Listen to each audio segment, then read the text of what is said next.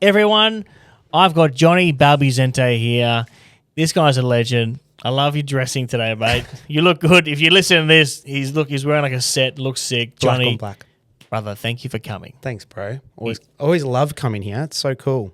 You're a winner, mate. I mean, I just found out you were nominated Matilda Award, which is pretty big, mate, in that acting world. I should have won it. You should have won it, mate. Just so anyone listening, you should have won that. You're seriously involved in Shake and Stir Theatre Co. Actor, director, producer. When a lot of people listen to this, you're going to know him from him starring in MAFS. Mm-hmm. We'll talk about some learnings from that in this podcast for sure. But more recently, something big that you're doing, mate, is Queensland Fringe Festival.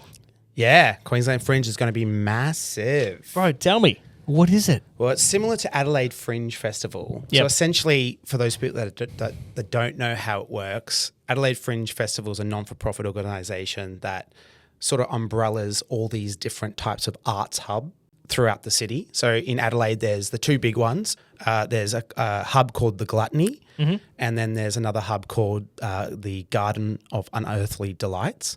And these hubs are massive for kilometres and kilometres, food trucks, Spiegel tents, performing arts, roamers, just it's unbelievable. And one of them, there's a champagne island where you can have caviar and oysters with champagne. Like, it's unbelievable.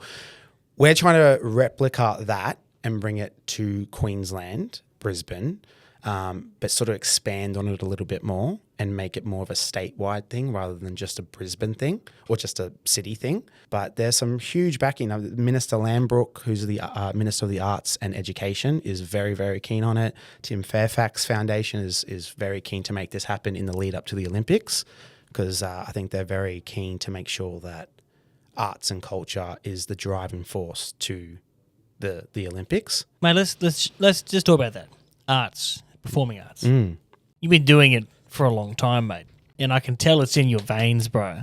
You love it. You're passionate about it. That's why you're doing this, right? Yeah. Has it always been like that? No, it hasn't. I think when people meet me and get to know me, I think one of the biggest compliments that I get is that I'm capable of sort of shape-shifting into different types of groups. Yep. So growing up, I went to an all-boys school, Gregory Terrace, and very sports-orientated.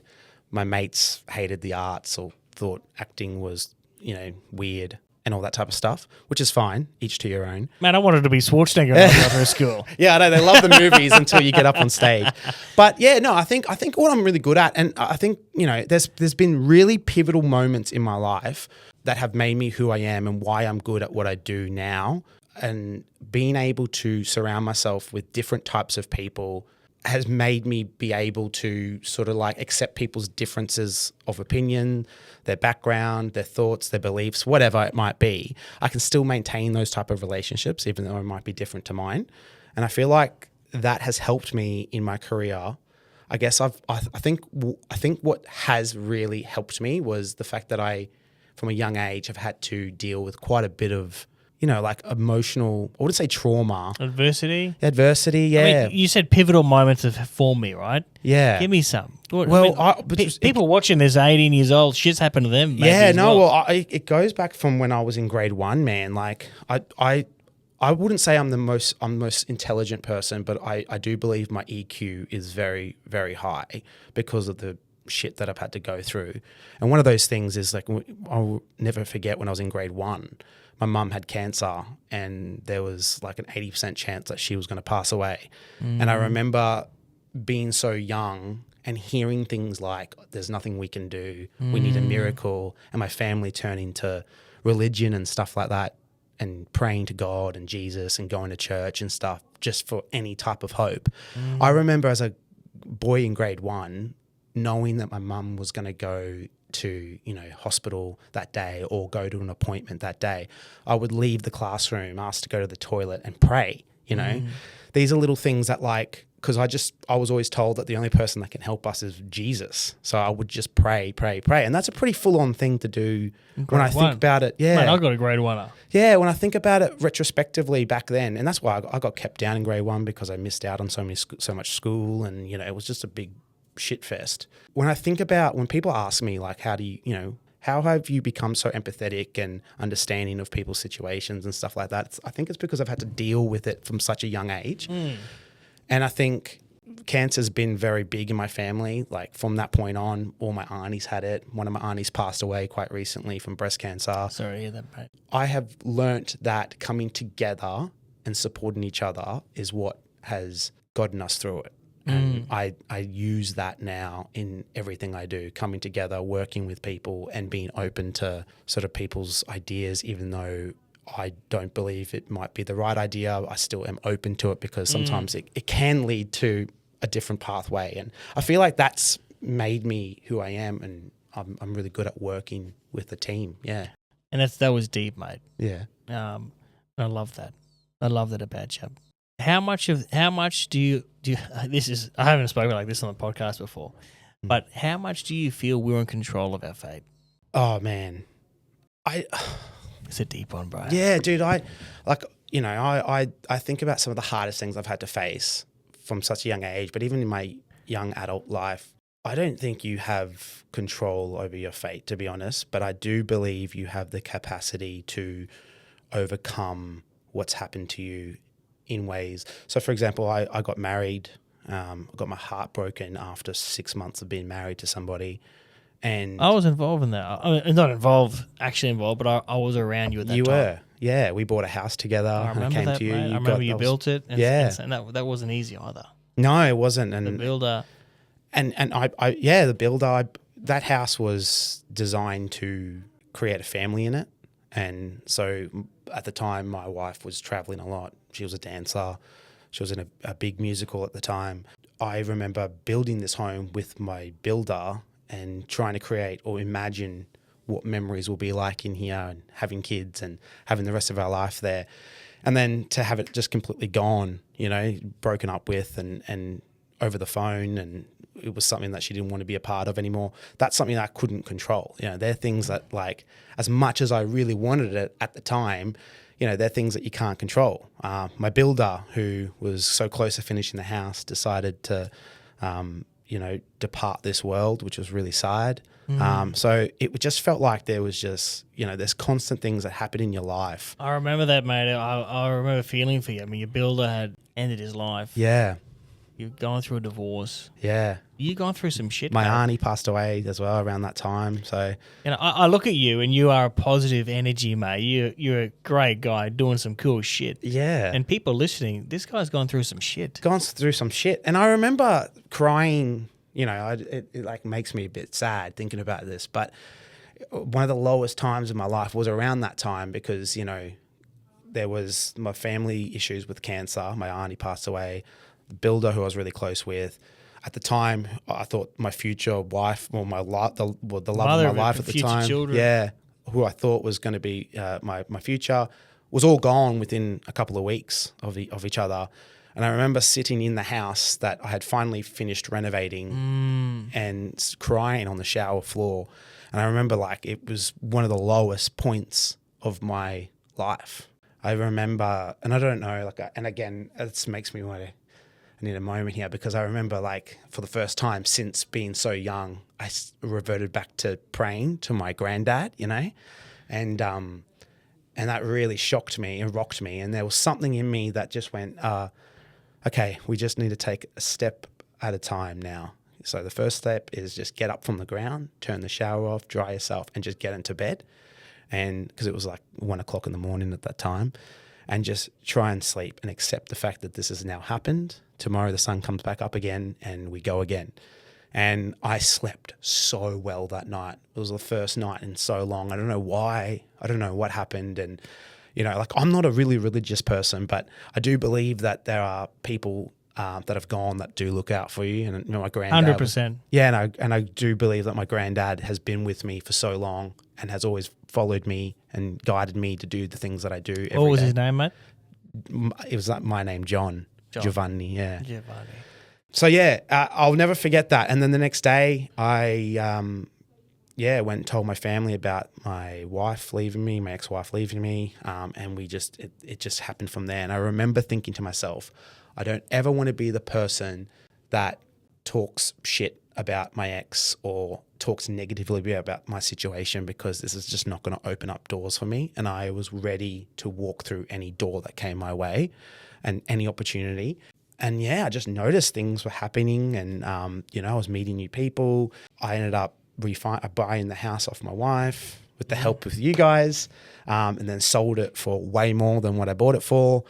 And so before I knew it, I was starting to just climb again. Yeah. COVID then hit, which was hectic.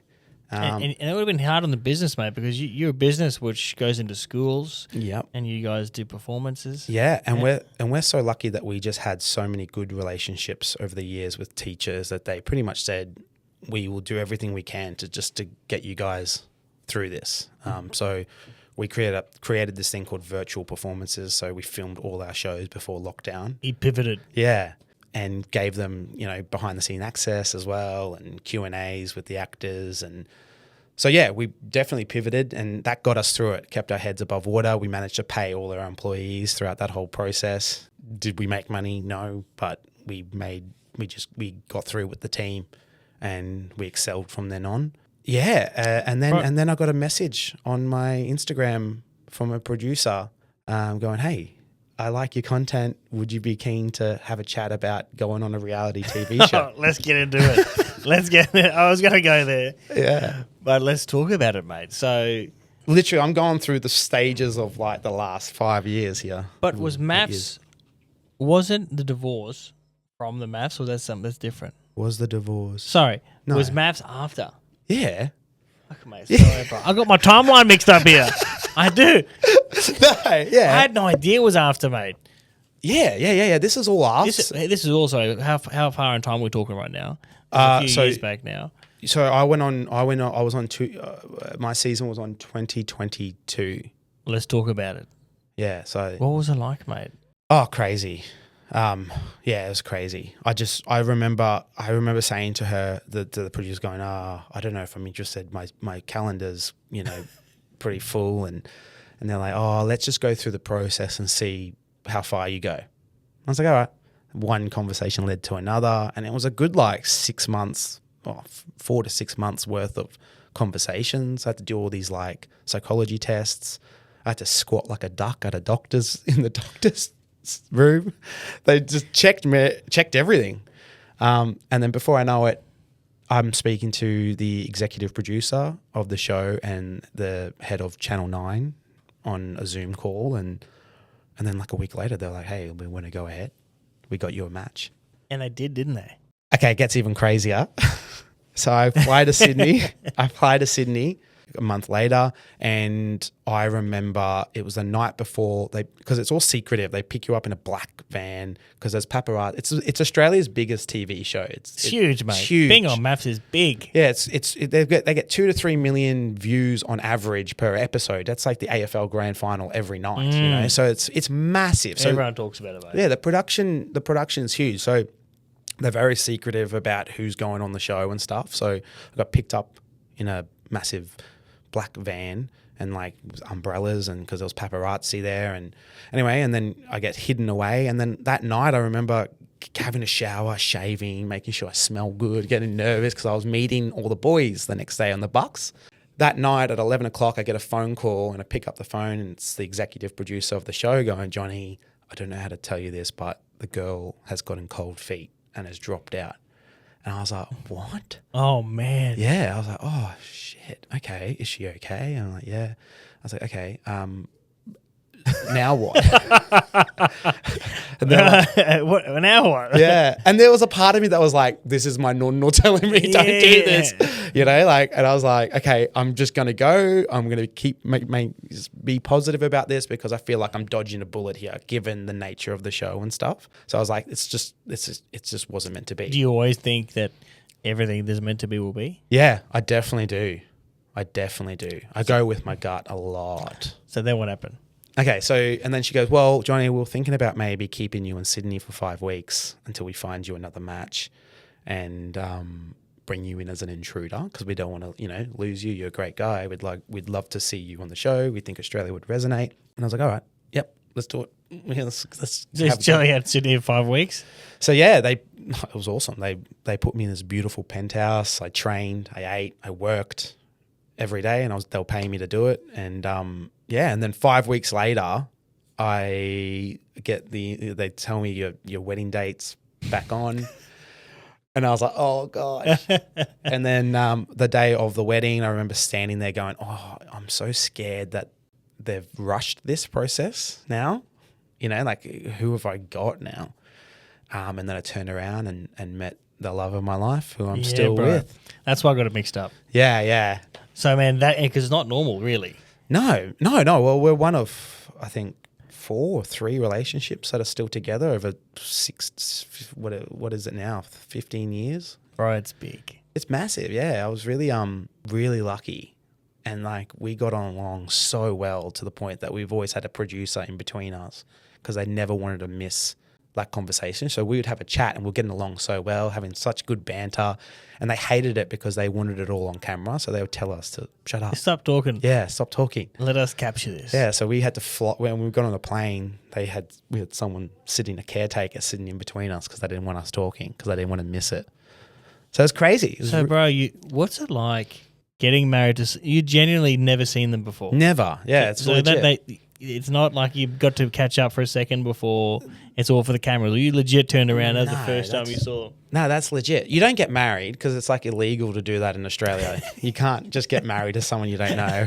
You have to know them for a month or something. I don't know. But that the whole process of never meeting them or not knowing who they are is legit. Like I never knew who that was. And now you have a child together, bro, and you guys are married. How long have you been married for? We've been married now for 3 years. Yeah. Been together for 5.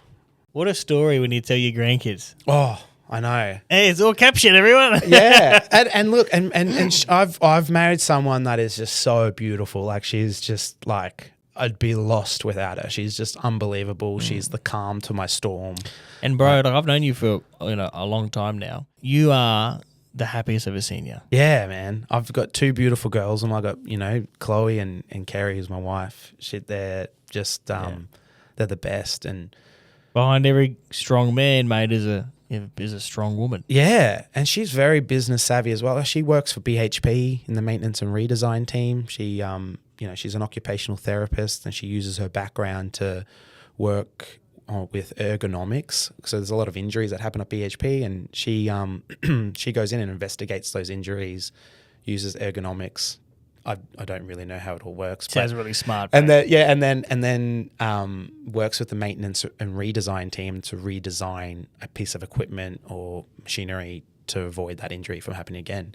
And she got she won a HSEC award, and she reduced injuries at BHP by 30% last year. So what a weapon. It's massive. It's a lot of money saved for them. So, bro, you're a new parent now, and you're married. Things have changed. I mean, you're a property investor. I know you love that stuff. You're pivoting again with this new festival and so on. How do you manage all that with the kid? And it's hard, man. It's really, really hard. Because I know you like training as well, and I've got 3 kids, so I get it. Yeah, I want to hear it, mate. Dude. For me, you have to just make. You're a new parent as well. I put you on the spot. Yeah, no, but it's like you have to. It's big change. I mate. literally have to make more time in the day. So I get up at 4:15 every morning. I get up, I unstuck this dishwasher. By 4:30, I'm in my car. I drive out to the gym, do my session, get coffees, bring it back to Kerry. We get up, we prep for the day, then Chloe gets up, and then we start our day, and then I either go to work and it's just, we're just working together. Kerry works from home sometimes. I'm in a position where I've worked really hard. I've made sacrifices in my life to be able to also have days where I can be at home and work and be on the phone and look after Chloe and be with my daughter and stuff. So we've been fortunate to be able to do that and spend time with Chloe, our daughter, and we wanted to have another one as well. So we want to expand. I don't know what that's going to look like, but we'll figure it out as it goes. Bro, I love you also made me think of something. And first things first, things change. With kids, you want to continue training, you got to get up earlier. That's the only thing way you can do it. And everyone who sat that chair does the same. But what I loved you hearing then is like, I'm blessed that I can take a day or whatever and spend it because of decisions I made earlier in my life, right? Yep. Did you hustle early? Yeah, man. I lost a lot of friends from chasing dreams. Yeah, I started working when I was just finished grade 8. I remember it was the holidays in between grade 8 and grade 9, and I was a dish pig at an Italian restaurant. Which one? Viale Canova. Where's that? It's near Eagle Junction. I think it's gone now. They're putting a big grilled sign. So you were legally working at a young age. Yeah, and I remember rocking up. I was so nervous. Mum and I thought I got a waitering job, but me and Mum went to Big W and got myself a white collared shirt, black pants, and I was all nervous. I rocked up, and there were all the waitresses were there and the owners, and they're like, "Oh, you've dressed up." I'm like, yeah. I know. Wait a minute. Mate, get in the back and then I was in doing the dishes. kitchen, and I had the best time. I learnt so much there. Became good friends with the the chefs, and I was just washing dishes. But my mum and dad always instilled. Like my mum and dad have done really well for themselves as well, but they're not the type of parents that have ever just given us everything and anything. They've made us work for it. And I remember my dad saying, "The more you work, the more I will support you financially. If you want to go to the movies, I'm happy to give you $10, $20 to go see the movie." This is when we used to have cash all the time. Your old man's accountant. A very good accountant. Yeah. But if I stopped working, I had to use my savings. It was like this is how it works. Like the more you work, the more opportunities you get. I love it. Yeah, I love it. So you started working early, and you started buying properties pretty early. Yeah, and then not so much property. I was focusing on my career. Chasing your dream. Yeah, to be able to buy property, and I was in the arts, and there's not many paid opportunities at such a young age. You need to really work at it to be in a position to be able to. How hard is it, mate, to crack it in the arts? Oh man, it's really hard, and I've worked with a lot of young performers and people who are just starting into the industry, and they're making it their everything, and it's like you can't. I went and did a Bachelor of Business. I didn't know what I wanted to do with that degree, but I knew that there was options for me. Yeah, and I always said to them, I think it's really important that you, especially in this industry, and it's unfortunate, but I've seen so many people get caught up later in life because they're waiting by the phone for an agent to call them. Or that's so smart, mate, because even me, bro, I love my business. I'm passionate but I've always had a backup plan. Yeah.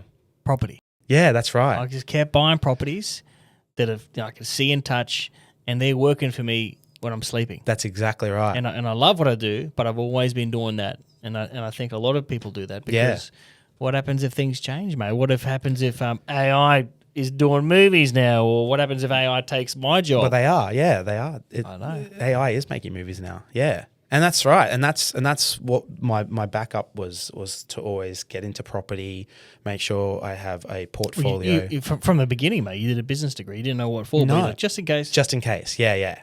Now let's talk about. I love your industry, mate. Like I actually mean it when I said I wanted to be a sports anchor when I was a kid. I actually meant that. You need to come see our shows. I'm in a show later this year. I'm going to make sure you come. Shout out. What is it? No, I can't talk about it yet. Okay, it's confidential. Yeah. MAFS, the musical. I'm going to make sure. I did ask if I could talk about it, and they said no yet. That's all right. But I will make sure. Keep an eye. It'll be on your socials. Yeah. All right, we're talking to 18-year-old Johnny. Would you trade places with anyone, Johnny? No way. Even though you've been through all that stuff? Yeah, no way. It's made me who I am. Yeah. So you're saying that people who go through shit, it's who you are. We are a sum of our experiences. Yeah, absolutely. And I only really realized that when I was on MAFS, and I was able to carefully articulate the things that I was feeling in a way that didn't offend anyone or didn't, and having that feedback from, the experts and stuff. Yeah, the fact that I was capable of doing that, I don't think I would have been able to do that if I hadn't gone through the things that I went through. So yeah, I definitely believe that it's opened my eyes to relationships, and relationships in my life is massive. I don't want to dwell on this one moment, but it was big, and you're sitting in that chair. My job is to look at stuff and see how I can help other people, right? I mean, I'm picturing you, and I was on the phone. I was on the phone to you, mate, when the thing happened with the builder, when the thing happened with your ex. I didn't know about you, how low it got there. But I love how you cried it out. You go, all I got to do is get up, turn the shower off, go to bed, sleep. And one thing at a time. I mean, there's people listening to this probably going through shit. Yeah. Let's face it, mate. Everyone goes through shit. Oh, yeah. Now, a lot of people can choose to become a victim of that, or they can choose to use that as fuel. And you use it as fuel. Yeah. didn't you? Yeah, I'll never forget. I remember telling myself, and I think I read a quote somewhere, you got the option to be a victim, to dig yourself that hole, because most people that like playing the victim will like being in that dark hole, and they can sometimes feel like it's a safe place, and sometimes it's easier to be like, poor me, but that gets you absolutely nowhere. But not Johnny Balbuziente. No, and This guy's he's got a lot of things to prove this world. And I promise, like, if there is anyone genuinely listening to this, like, that's one of the biggest advice I could ever give you, is that I remember making a conscious effort or conscious decision to myself. It was like I was talking to myself in, is it third party? Yeah. I was talking to myself as a different identity. And I remember consciously saying that I do not want to be seen as playing the victim here to anyone. When people ask me what's going on, I don't ever want to be the victim. It is what it is. The relationship went south, and it is what it is. And I remember reading this quote saying, like, stay away from playing the victim because doors will open. And I trusted that quote, and it did for me. My life completely changed. My life is, when I think back on my life, it feels like it was a dream. Like, it feels like, and when I think about it back, when I think about it now, the lights are on too. Like, I was in a place where I was so scared of thinking about my past that it felt dark and gloomy. But now I've accepted what I've done. I've come so far in my life that now when I look back on it, it feels like they're there. The memories are there. They're not going to go anywhere. It makes me who I am. But someone turned the lights on, and it's not as scary and it's not as sad. It actually is a celebration of who I am now. Without all that stuff happening, you wouldn't be where you are. No, that's right. I believe you wouldn't that. have your beautiful wife, right? No. You wouldn't have your beautiful daughter. That's right. You wouldn't have all these beautiful opportunities coming to you now. That's It's right. because I feel you got a big energy in you, mate. I think you got a big energy, and people gravitate towards you. And you do you believe, what you put out to this world, you get back? Oh, yeah. Yeah. Tell me about that, bro. I mean, you're in the performing arts, mate. Yeah. Tell me. I mean, how does that work? Well, the performing arts is scary because, like, sometimes people's opinions of what you do, how you perform, like, from an actor's perspective, can dictate your career. 100%. And someone else who was an actor said that. Conrad Sewell, a singer. Yeah. He said the same thing. Did he? Yeah. So, like, some people in our industry, people can sort of dictate, criticize, and it can sort of ruin your career if people read it. I don't know. But you're always conscious about it but that's the industry we're in. It's based on people's opinions. People are going to love you and people are going to hate you, So yeah, I've always overcommitted to everything I've done. Like, people, the characters that I play, sometimes I've had to put a wig on and pretend to be a girl, but you fully commit to that and, just giving, your full self to a role. So people listen to this. People who want to be like Johnny. I want to be like that guy who's cool. You didn't half-ass shit. You always go above and beyond. Yeah, you have to commit to it. You fully commit. I think that's with everything. Like, anyone that half commits to something has no confidence. It just seems like you don't have confidence, and it can seem a bit awkward. But if you fully commit to it, like 100% commit. Yeah, and I've done this before. I've gone to schools, all boys schools, and have pretended to be a girl at one point, and they are laughing their heads off. It's because I've committed to that, and it's forgiven, or it's, they find it funny or whatever. So it's just, I think that's a good reflection of, like, life in general, if you just commit to it, whether people like it or don't like it. Well, let's talk about it, mate. MAFS, did you put 100% into that? Yeah. And look, I'll be honest. I was pretty skeptical about how you might be seen, or or even finding someone, given the track record, and I was like, I can't see this happening. You genuinely thought that? Yeah, I genuinely thought that. I was like, I don't know if the person I'm going to meet is going to be my forever, because, well, how often has it happened? It's like a 1% success you're like rate. the third person ever in 15 seasons. What I was really eager to do was just represent myself well. I knew I came from a good family. I had good morals, and I wanted to showcase myself as a good person, because there was a part of me during my breakup that, like I said before, I was never the type of person that ever wanted to talk negatively about my ex. But there was a driving force in me to go on this show to showcase and show you are, who I am, as a person and as a partner, because I felt like my integrity was destroyed and I had to rebuild my confidence. You have to get your self-belief back. Yeah. Self-belief is huge. Self-belief doesn't need to be cocky or arrogant. I mean, you're a humble guy, mate. But on the inside, you know, it's true. Yeah. You know you can do it. Yeah. You got that self-belief. Yeah. And sometimes when you get so low, it's hard to see that. It's hard to get it Yeah. back. I want to know now, 2026, going through all this stuff, right? And you got so many beautiful things, but what is your version of success now? Oh, man. When I think about success, I always just think about my family. I just want my family to be comfortable and always looked out for. And yeah, I don't know. My daughter has really changed how I see things now and success. Like, you know, I could tell you all the successful things I've done. It all changes when you have a kid. Yeah, man. It's a whole new level of love. And that's something I wasn't prepared for when Chloe, like I was excited to have a baby and I've always wanted to be a dad. But what I wasn't, and I think this is what's the hardest thing about being a first time parent, is that you're not prepared for the love that you have for it until your baby's right in front of you. And sometimes that can come in overthinking things and being scared, like, oh, am I doing the right thing? How are we keeping this thing alive? Like that type of thing. And I think that's one of the scariest things. That's gotten better, obviously, but I just feel like seeing my family thrive in life is the greatest success I could ever imagine now. That's so beautiful, mate. Yeah. When you were younger, it might have been different.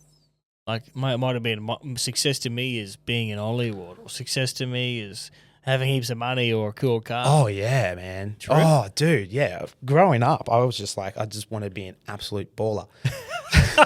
You still are baller, Yeah, bro. I mean, yeah. But like, it's true, though. there's Like, an- and it's a process, hey? Yeah, but you realise that's not everything, but keep going. Tell me. No, yeah, I agree. And I think when you're younger, you sort of look up to people that are sort of doing certain things, or I don't know, you just sort of want their type of lifestyle. But yeah, I think everyone goes through it differently. Yeah, but for me, I think having a family, I mean, I just wanted to be as successful as I possibly could to be a baller, essentially. But I think having a family for me has really just shaken me to my core.